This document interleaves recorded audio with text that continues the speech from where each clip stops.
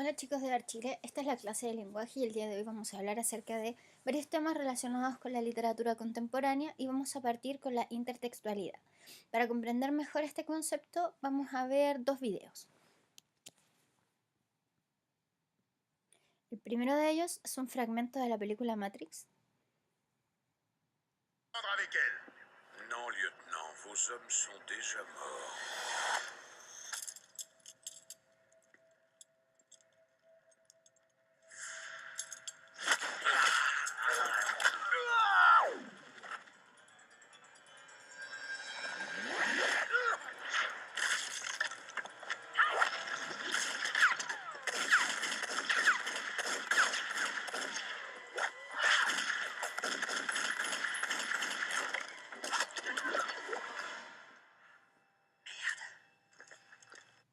Bien, esa es la primera escena que quiero que veamos.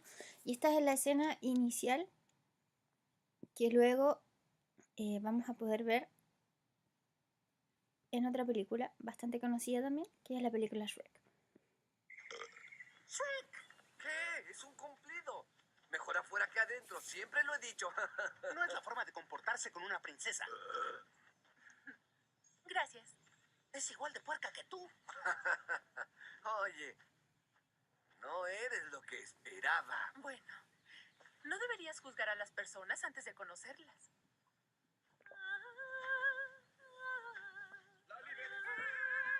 ¡Hey! ¡Princesa! Oye, ¿qué estás haciendo? Tranquila, mon chéri. Soy tu salvador y voy a rescatarte de esa bestia. Begdi. Oye, esa es mi princesa. Búscate la tuya. Por favor, monstruo. ¿No ves que estoy un poco ocupado? Oye, amigo, no sé quién te crees que eres. ¡Ay, qué torpe soy! La. Por favor, permíteme presentarme. ¡Bosqueteros!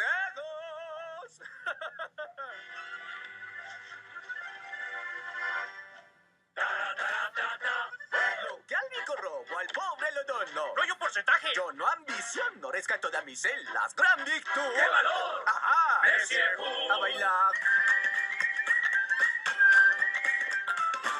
Honor y bellas, dispuesto a luchar. Y después con ella se quiere acostar. Acostumbrar. ¡No! Y si algún otro juegos de una dama va en pos, ¡qué mal! ¡Qué mal, qué mal, qué mal! Bella y bestia juntos verme vuelve un loco total. Total, y eso está fatal. En su corazón mi cuchillo de clavar. Pongan mucha atención, pues voy a comenzar.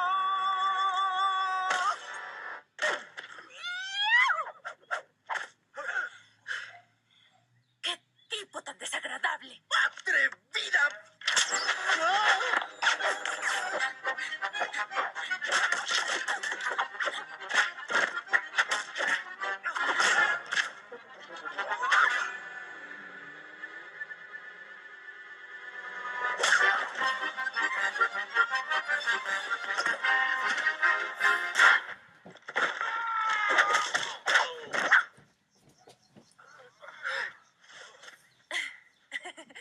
¿Nos vamos?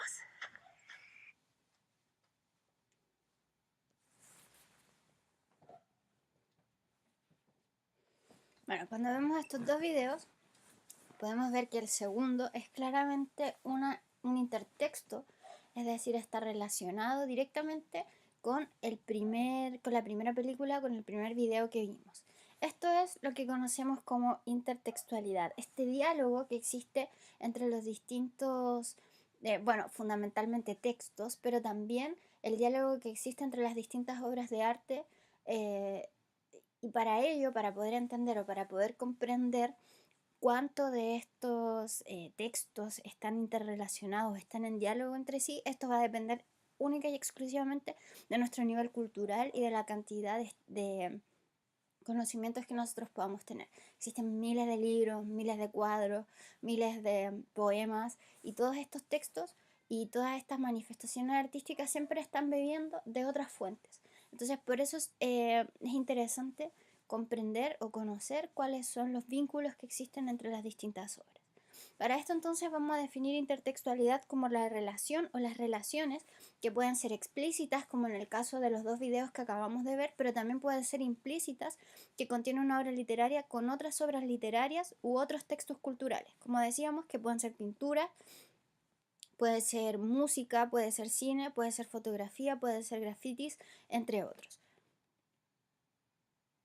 Tenemos acá un ejemplo que dice Cásida de la Rosa, que es un poema de Federico García Lorca, y dice: la rosa no buscaba la rosa inmóvil por el cielo, buscaba otra cosa. Y Salvador Dalí realiza una pintura que se llama La Rosa Meditativa, y tenemos entonces una rosa que está prácticamente levitando entre el cielo. Entonces ahí, como además sabemos que Salvador Dalí y Federico García Lorca tenían una relación de amistad bien cercana, podemos encontrar este vínculo intertextual entre una obra literaria, el poema de Lorca, y por otra parte una obra pictórica de Salvador Dalí.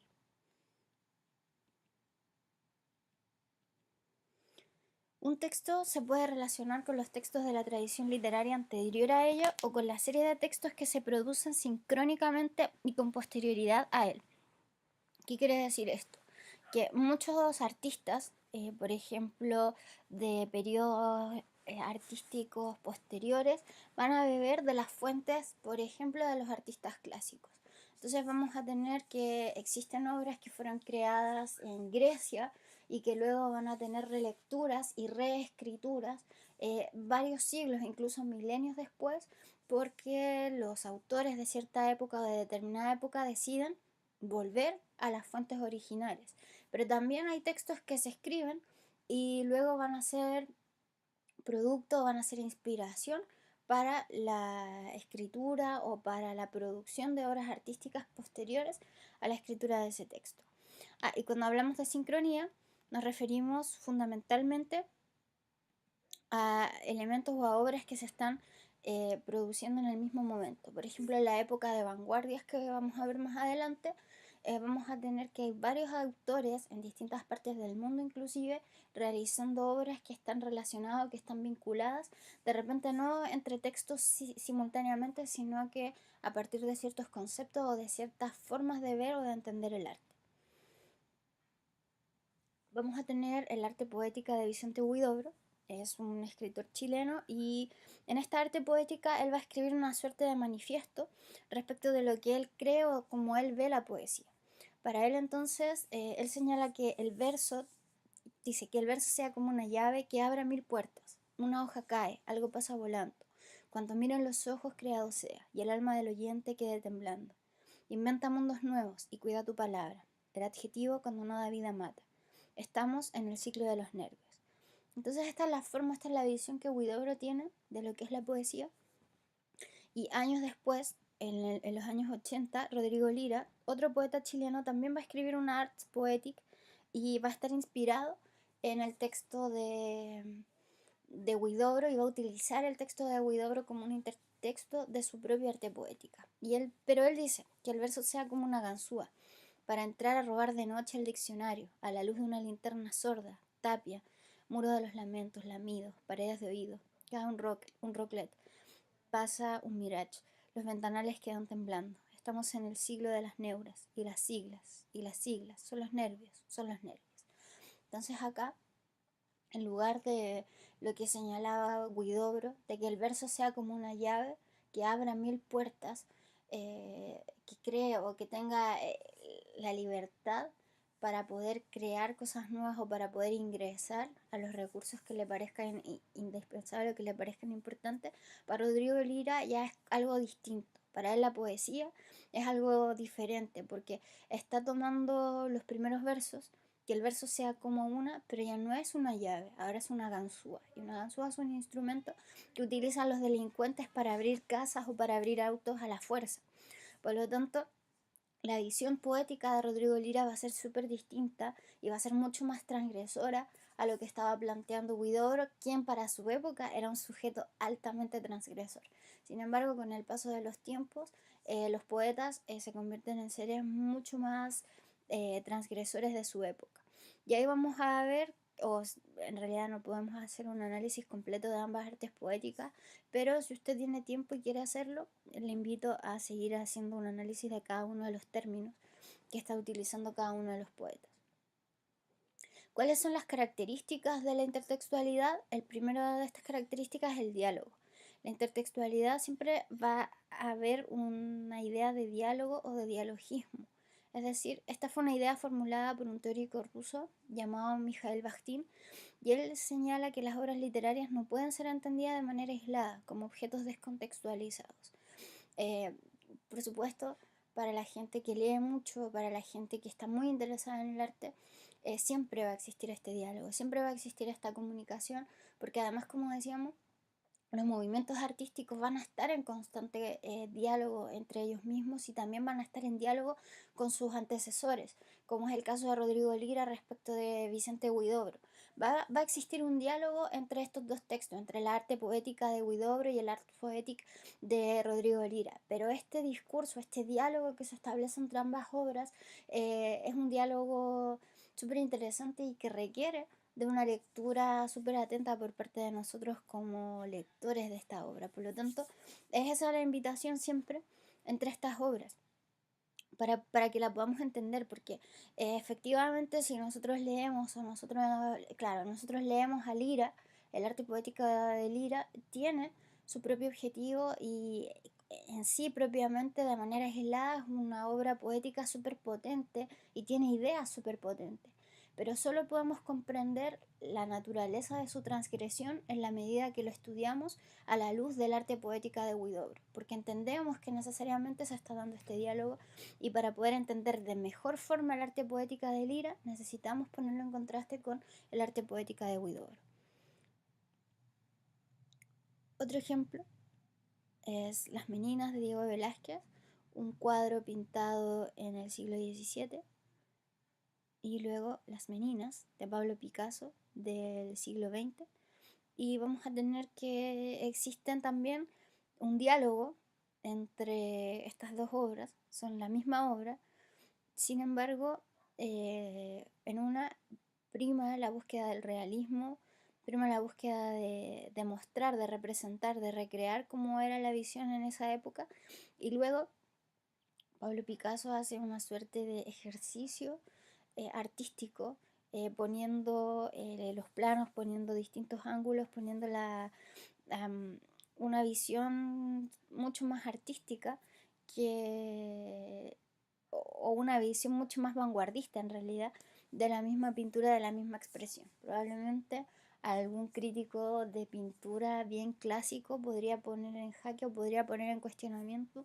lo que está haciendo Picasso. Sin embargo, desde su perspectiva, desde su visión cubista del arte, lo que está haciendo Picasso también es bastante transgresor respecto de lo que hizo Diego Velázquez en el siglo XVII. Otra característica de la intertextualidad es la ampliación del horizonte de lectura. Como decíamos recién, ¿cierto? La intertextualidad va a dar la posibilidad de realizar una lectura múltiple, atendiendo a las vinculaciones que puede establecer entre un texto literario determinado y los otros textos aludidos. Como decíamos respecto del arte poética y también como pudimos ver en el caso de Las Meninas, hay una relectura del texto original, hay una relectura de la visión original del poeta y entonces ahí hay un contraste de visiones del mundo.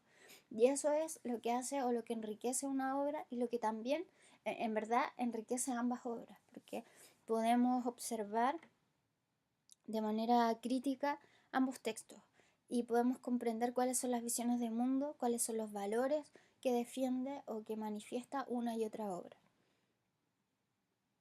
También tenemos que un texto literario puede dar luces acerca de otro texto con el cual guarda una relación de intertextualidad. Vemos que la intertextualidad se da de distintas formas.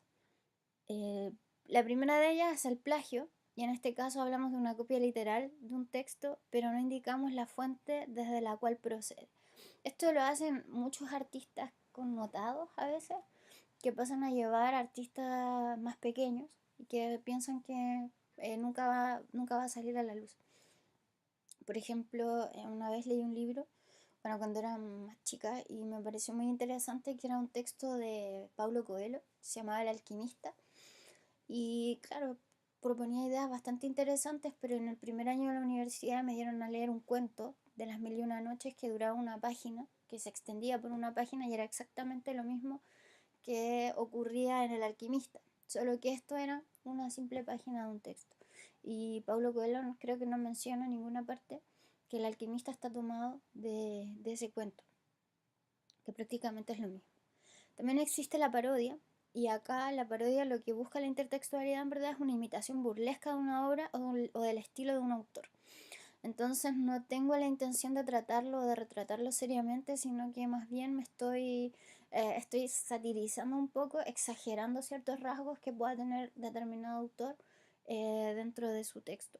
Las parodias las vemos constantemente, por ejemplo, con imitadores que se centran en un aspecto o exageran rasgos de un individuo y con esto proceden a hacer las imitaciones. También, y esto ya es una forma súper característica de la intertextualidad, que son las influencias. Y esto tiene que ver con o hace referencia a la formación cultural y artística que ha adquirido el autor, que influirá en su propia creación literaria. Acá no está la idea de plagio deliberado, de ocultar las fuentes. Tampoco está la idea burlesca, satírica, de establecer algo humorístico respecto de un autor en particular. En el caso de la influencia, puede ser que un autor admire demasiado a otro autor y por lo tanto escriba de manera similar a él. Pero también se da por los periodos en los cuales se escribe, en los cuales se produce arte. Por ejemplo, es muy difícil que un autor que pertenezca, no sé, al romanticismo escriba como vanguardista o escriba como cubista, porque no es un periodo que esté existiendo y porque tal vez las razones o las relaciones que existen en ese momento no habían prendido todavía para que surgieran estas otras vanguardias literarias. Entonces, como decíamos, los románticos se influencian entre ellos, se influencian mutuamente. La lectura muchas veces de un autor puede influenciar a otro. Por ejemplo, en el caso de Miguel de Cervantes, que crea su Quijote de la Mancha y que crea la primera novela moderna propiamente tal, y sin embargo en esta copia, en esta novela, surge muchos años después, cerca de 400 años después, otro autor llamado Miguel de Unamuno, quien siente profundamente no haber sido él el creador, el autor del Quijote, y también escribe una novela muy similar donde se muestran estas características en que el autor se aleja un poco de la creación como una copia o como la representación de algo, de un hecho que realmente ocurrió. Y también busca mostrar como una rebelión entre los personajes de la novela respecto del mismo. Y también existe la intratextualidad, que es la relación que se establece entre un texto con otros textos producidos por el mismo autor. Esto es súper claro, por ejemplo, en los textos de Gabriel García Márquez, que escribe su texto Cien años de soledad, y a partir de ese también van a surgir distintos textos como por ejemplo Los funerales de la mamá grande o El coronel no tiene a quien le escriba. Son otros textos que se relacionan con personajes que salen en Cien años de soledad. Bueno, aquí tenemos algunos ejemplos de plagio en dos canciones. Les pido que las busquen ustedes mismos porque no, no nos da el tiempo para poder señalarlas, pero se señala que la canción Creep de Radiohead es una copia de esta canción de Hollies. También, bueno, están las parodias, también son dos videos que se pueden buscar. La original es un video que muestra a un uruguayo riéndose de Chile y de su única Copa América hasta el momento, cuando Chile ganó la primera copa, y luego está la muestra, la vuelta, que es la parodia de los chilenos hacia el comercial que hace originalmente Uruguay, y donde le explica que claro, tal vez no somos grandes futbolistas, pero si quieren burlarse de nosotros haciendo un comercial de vino, que por favor eso no es un tema porque Chile es mucho mejor en cuanto a la producción de vinos. Bueno, acá tenemos una muestra de influencia. Stefan Duncan es claramente influenciado por Vincent Van Gogh. Tenemos el cuadro de la izquierda, que es pintado por Duncan y que claramente a todas luces tiene las influencias de los textos de los cuadros pintados por Vincent Van Gogh. Y también la intratextualidad. Tenemos a películas de Tim Burton, como por ejemplo esta de Johnny Depp en El hombre en manos de tijera, cuando este hombre en manos de tijera se convierte en un asesino, y luego cuando Sweeney Todd toma la navaja, extiende sus manos y dice, ahora sí, mi mano está completa, en una clara alusión a otra obra que es precisamente este hombre en manos de tijera. E incluso en Charlie y la fábrica de chocolates, cuando Willy Wonka inaugura la fábrica, también tiene unas tijeras en la mano. Entonces son como estos pequeños detalles que vamos a encontrar también en Disney, que va a hacer alusión a obras de sus mismas creaciones. Bueno, aquí tenemos un ejemplo de intertextualidad donde se nos define el amor y se dice que el amor es fuego que arde sin arder, una herida que duele sin lamento, un gran calentamiento sin contento, un dolor que maltrata sin doler. Y luego tenemos acá otro texto que va a ser escrito años después por Francisco Quevedo.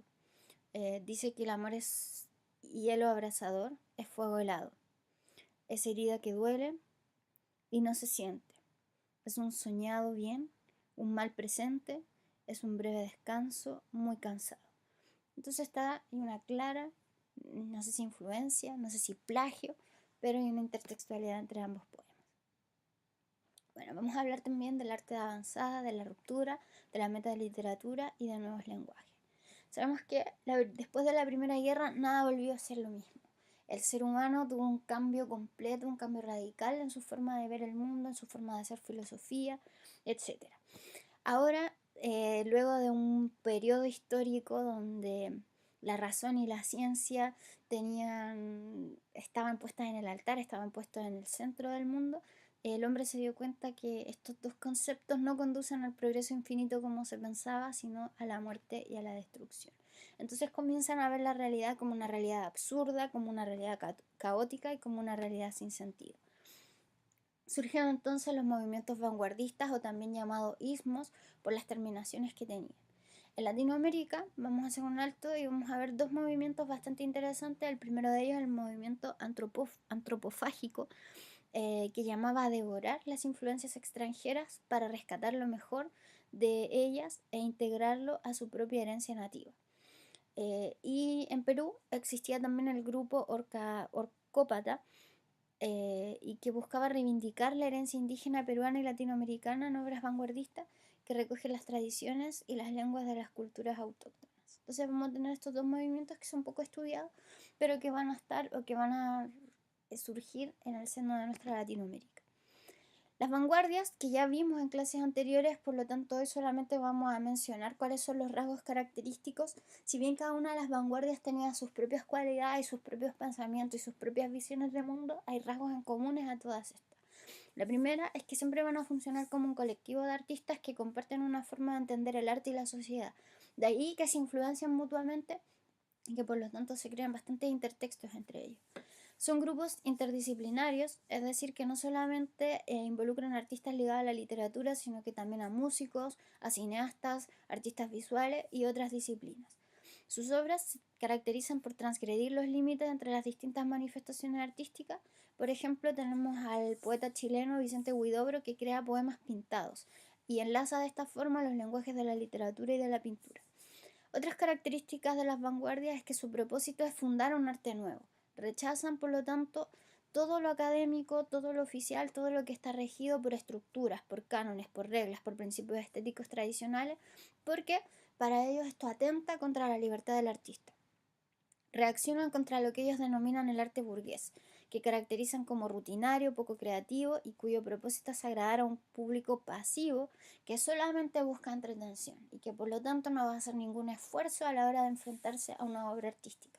Y por eso ellos crean un arte no mimético, porque lo que ellos buscan es que el observador, es que el lector sea también un agente muy activo a la hora de interpretar y a la hora de pararse frente a las obras artísticas. buscan o propician la libertad absoluta del artista, lo que en sus obras se traduce en un alto grado de experimentación, incorporación del azar y de lo irracional, la transgresión. Buscan transgredir todo tipo de normas, mezclan materiales y la idea es crear visualmente o literariamente algo que impacte al lector. También hay una exploración de la realidad desde el inconsciente y desde lo onírico. Entonces la idea es no simplemente acceder a la naturaleza y pintar lo que ahí está, sino que también entrar al inconsciente, entrar a la mente del ser humano y desde ahí sacar todos estos objetos que son parte de los mitos, parte de la imaginación, parte del inconsciente colectivo. Buscan descolocar al espectador por medio de provocaciones. Tienen un tono agresivo y la implementación de nuevos lenguajes con el fin de que el lector, de que el observador asuma una posición activa frente al arte. Otro tema relacionado con la literatura contemporánea es que en esta época la literatura se torna como un tema en sí misma y surge el concepto de la metaliteratura. Es decir, son textos literarios que buscan reflexionar sobre la literatura misma y sus problemáticas. De esta forma, la literatura se convierte en un tema de sí misma, rasgo por lo demás característico de las obras contemporáneas. Vamos a ver que hay ejemplos de este tipo de textos que son los manifiestos. Vamos a hablar ahora sobre ellos. Las artes poéticas, que son muy similares a los manifiestos, pero también está el surgimiento de un cuarto género literario que es el ensayo. El ensayo también, muchas veces hay muchos ensayos que se dedican a hablar de la literatura en sí mismo, de criticar libros o de hablar precisamente de los distintos textos. ¿Qué es un manifiesto? Cuando hablamos de manifiesto vamos a entender que es un escrito en el que se hace pública una doctrina o una declaración de principios. Hay distintos tipos de manifiestos. Hay estéticos, como lo son en las vanguardias.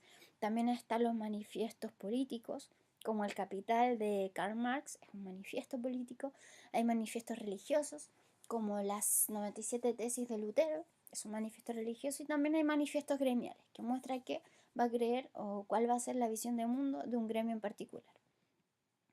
Cuando hablamos de los manifiestos y movimientos vanguardistas, vamos a tener que las vanguardias artísticas siempre van a utilizar los manifiestos como un medio para proclamar su propia definición de arte, lo que entienden por literatura y cómo ven ellos la sociedad. Van a formular nuevas reglas y nuevos preceptos para llevar a cabo una creación artística. Estos manifiestos se van a convertir en obras metaliterarias. Los manifiestos se relacionan con el tipo de texto literario que se caracterizan por su intención que es programática, es decir, quiere mostrar cómo van a entender el arte, este movimiento en particular, pero además es estética. No solo es importante la declaración de principios que se manifiestan en el texto, sino también los recursos retóricos que va a utilizar el movimiento o los recursos formales y también los recursos estilísticos. Acá tenemos un fragmento de un manifiesto de la literatura futurista. Dice, las imágenes son flores para escoger y recoger con parsimonia, como decía Voltaire. Constituyen la sangre misma de la poesía. Acá entonces se recurre a la definición para plantear un precepto artístico, muchas veces partiendo por una negación. En este caso se comienza a definir el concepto de imagen según lo que no es. Dice, las imágenes no son flores para escoger. Luego dice, la poesía debe ser una continuación ininterrumpida de imágenes nuevas, sin las cuales no es más que anemia y clorosis. Cuantas más amplias relaciones contengan las imágenes, más conservan su fuerza de asombro. Es menester, dicen, ahorrar la admiración del lector. Acá se señala de forma explícita cómo debe ser la poesía y qué técnicas utilizar, por ejemplo, el uso continuo de imágenes nuevas. Vamos, curémonos más bien de tal fatal corrosión del tiempo que no solo destruye el valor expresivo de una obra maestra, sino también su capacidad de asombro. Por lo general los manifiestos se enuncian en primera persona del plural, porque están escritos en representación de un colectivo. ¿Acaso no han destruido ya nuestros viejos oídos demasiadas veces entusiastas a Beethoven y Wagner? Por lo tanto, debemos abolir todo lo que la lengua contiene de imágenes estereotipadas y de metáforas descoloridas, o sea, casi todo. Se adopta entonces un tono irreverente, agresivo, que busca romper con la tradición. Esta entonces es la idea de los manifiestos. Definir muchas veces lo que no somos, porque nos ponemos en contra de todo lo que hay antes de nosotros. Y otra característica importante de la literatura contemporánea es la ruptura genérica. Acá vamos a tener que la literatura moderna va a romper deliberadamente las fronteras entre los distintos géneros. Conocemos, ¿cierto?, fundamentalmente 3 géneros: el género narrativo, el género lírico y el género dramático. Vamos a tener que la literatura actual, la literatura moderna, busca romper los límites que existen entre uno y otro. Y así vamos a ver que a lo largo del siglo XX podemos encontrar textos en los que se mezcla la pintura, la escritura, como la poesía visual, o narraciones que contienen elementos poéticos. Por ejemplo, acá tenemos una obra, un caligrama de Apollinaire, donde el texto va dibujando un caballo y también lo que el poema que está escrito está relacionado con la imagen que se está proyectando. Otro ejemplo súper clásico que combina no solamente la ruptura genérica entre lo visual y lo poético, sino que también hace un intertexto, es una obra de Parra que se llama Antipoesía. Y tú me lo preguntas, antipoesía eres tú. Y está en respuesta a una rima, un poema de Gustavo Adolfo Bécquer que dice: ¿qué es poesía? Dices: mientras clavas en mi pupila tu pupila azul. ¿Qué es poesía? Y tú me lo preguntas, poesía eres tú. Entonces acá tenemos cómo funciona el arte y cómo funciona la poesía, o la antipoesía en este caso. Y así llegamos al final de la clase. Las invito a desarrollar las actividades propuestas y nos vemos en clases la próxima semana.